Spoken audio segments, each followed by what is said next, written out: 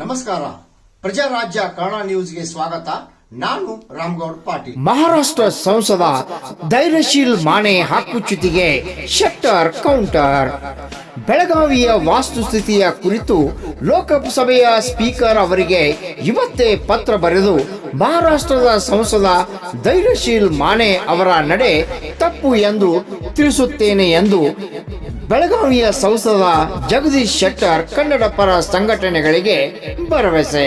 ಸುದ್ದಿಗೋಷ್ಠಿಯಲ್ಲಿ ಮಾತನಾಡಿದ ಅವರು, ರಾಮಗೌಡ ಪಾಟೀಲ್, ಪ್ರಜಾರಾಜ್ಯ ಕನ್ನಡ ನ್ಯೂಸ್, ಬೆಳಗಾವಿ. ವಿಚಾರ ನನ್ನ ಗಮನಕ್ಕೆ ಬಂದಿದೆ ಮತ್ತು ಇವತ್ತೇನು ಮಾನೆ ಅನ್ನುವಂಥ ಸಂಸದ, ಮಹಾರಾಷ್ಟ್ರದ ಸಂಸದ, ಆತ ಹೋಗಿ ನಮ್ಮ ಲೋಕಸಭೆಯ ಸ್ಪೀಕರ್ ಓಂ ಬಿರ್ಲಾ ಅವರಿಗೆ ನೀನು ಮನವಿ ಕೊಟ್ಟಿದ್ದಾರೆ. ಏನಂದರೆ, ನನಗೆ ಹಕ್ಕುಚ್ಯುತಿಯಾಗಿದೆ, ನಾನು ನವೆಂಬರ್ 1ನೇ ತಾರೀಕಿಗೆ ಬೆಳಗಾವಿಗೆ ಪ್ರವೇಶ ಮಾಡುವಂಥದ್ದಕ್ಕೆ ನನಗೆ ನಿರ್ಬಂಧ ಹೇರಿದರು ಡಿ ಸಿ ಅವರು. ಅದಕ್ಕೆ ಡಿ ಸಿ ಅವರು ಏನೊಂದು ಆಜ್ಞೆ ಮಾಡಿದರು, ಇದು ಕಾನೂನು ಬಾಹಿರ ಇದೆ ಮತ್ತು ಒಬ್ಬ ಸಂಸದನ ಹಕ್ಕು ಉಲ್ಲಂಘನೆ ಆಗಿದೆ ಅಂಥೇಳಿ ಆ ರೀತಿ ಇದ್ರ ಮೇಲೆ ಅವರು ಒಂದು ಪತ್ರ ಕೊಟ್ಟಿದ್ದಾರೆ ನಿನ್ನೆ. ಇದು ಸಂಪೂರ್ಣ ತಪ್ಪಿದು ಮತ್ತು ಕಾನೂನು ಬಾಹಿರ. ಈ ರೀತಿ ಮಾನ್ಯವರು ಇವತ್ತು ಲೋಕಸಭಾ ಅಧ್ಯಕ್ಷರಿಗೆ ಈ ರೀತಿ ಹಕ್ಕುಚ್ಯುತಿಯಾಗಿದೆ, ನನ್ನ ಹಕ್ಕಿಗೆ ಉಲ್ಲಂಘನೆ ಮಾಡಿದ್ದಾರೆ ಡಿ ಸಿ ಅವರು ಅಂತ ಹೇಳಿ ಏನೊಂದು ಮನವಿ ಕೊಟ್ಟಿದ್ದಾರೆ. ಅದು ಕಾನೂನು ಬಾಹಿರ, ಸಂವಿಧಾನ ಬಾಹಿರ ಅನ್ನುವಂಥದ್ದನ್ನ ಹೇಳ್ತೀನಿ. ಮತ್ತು ಈ ರೀತಿ ಅವರು ಪತ್ರ ಕೊಟ್ಟಿದ್ದು ನಾನು ಖಂಡಿಸ್ತಾ ಇದ್ದೇನೆ. ಯಾಕಂತಂದರೆ ಇವತ್ತು ಇದು ಡಿ ಸಿ ಅವರು ಇದೇ ಫಸ್ಟ್ ಟೈಮ್ ಈ ರೀತಿ ಮಾಡಿಲ್ಲ. ಹಿಂದೆ ಹಲವಾರು ಡಿ ಸಿಗಳು ಸಹಿತ ಆ ನವೆಂಬರ್ 1ನೇ ತಾರೀಕಿಗೆ ಯಾರು ಮಹಾರಾಷ್ಟ್ರದಿಂದ ಲೀಡರ್ಸ್ ಬರ್ತಾರೆ, ಅದು ಲೋಕಸಭಾ ಸದಸ್ಯರಿರ್ಬೋದು, ಮಂತ್ರಿಗಳಿರ್ಬೋದು, ಯಾರೋ ಇರ್ಬೋದು, ಅವರು ಇಲ್ಲಿ ಬಂದು ಪ್ರಚೋದನಕಾರಿಯಾದಂಥ ಒಂದು ಭಾಷಣ ಮಾಡ್ತಾರೆ. ಆ ಕಾರಣದ ಮೇಲೆ ಕಾನೂನು ಸುವ್ಯವಸ್ಥೆ ಹದಗೆಟ್ಟು ಹೋಗ್ತದೆ ಅನ್ನುವಂಥ ಕಾರಣದ ಮೇಲೆ ನಿರ್ಬಂಧ ಹೇರುವಂಥದ್ದು ಭಾಳ ವರ್ಷದಿಂದ ನಡ್ಕೊಂಡು ಬಂದದ್ದು. ಅದೇ ರೀತಿ ಇವತ್ತಿನ ಡಿ ಸಿ ರೋಷನ್ ಅವರು ಸಹಿತ ಆ ರೀತಿ ನಿರ್ಬಂಧ ಹೇರಿದ್ದು ಇಲ್ಲಿಯ ಕಾನೂನು ಮತ್ತು ಸುವ್ಯವಸ್ಥೆ ಉಳಿಸ್ಕೊಂಡು ಹೋಗಲಿಕ್ಕೆ ಮಾತ್ರ ಅದು ನಿರ್ಬಂಧ ಹೇರಿದ್ದು, ಯಾರೋ ಹಕ್ಕನ್ನು ಮೊಟಕುಗೊಳಿಸುವಂಥದ್ದಲ್ಲ. ಮತ್ತು ಇಲ್ಲಿ ಸಾಕಷ್ಟು ಸಲ ಅದು ಮಹಾರಾಷ್ಟ್ರದಿಂದ ಆಗಲಿ, ಬೇರೆ ರಾಜ್ಯದಿಂದ ಸಹಿತ, ಗೋವಾದಿಂದ ಸಹಿತ ಲೋಕಸಭಾ ಸದಸ್ಯರು, ಮಂತ್ರಿಗಳು, ಮುಖ್ಯಮಂತ್ರಿಗಳು ಎಲ್ಲರೂ ಬಂದು ಹೋಗ್ತಾರೆ. ಹೀಗಾಗಿ ಬೇರೆ ಹಂತದಲ್ಲಿ ನವೆಂಬರ್ 1 ಬಿಟ್ಟು ಬೇರೆ ದಿವಸಗಳಿಗೆ ಬಂದು ಹೋಗಿದ್ದಾರೆ. ಆವಾಗ ಬೇರೆ ರಾಜ್ಯದವ್ರು ಇದ್ದಾರೆ ನೀವು ಅಂಥೇಳಿ ಇಲ್ಲಿ ಡಿ ಸಿ ಅನ್ನು ನಿರ್ಬಂಧ ಹೇರಿಲ್ಲ. ಆದರೆ ಅದಕ್ಕೊಂದು ವಿಶೇಷವಾದಂಥ ಕಾರಣ ಇದ್ದದ್ದು ನಿರ್ಬಂಧ ಹೇರಿದ್ದಾನೆ. ಮತ್ತು ಇಲ್ಲಿಯ ಒಂದು ಲಾ ಆ್ಯಂಡ್ ಆರ್ಡರ್ ಸಿಚುವೇಶನ್ ನೋಡಿಕೊಂಡು ಹ್ಯಾಸ್ ಟು ಟೇಕ್ ಡಿಸಿಷನ್ ಆ ಹಿನ್ನೆಲೆ ತೆಗೆದುಕೊಂಡಿದ್ದಾರೆ.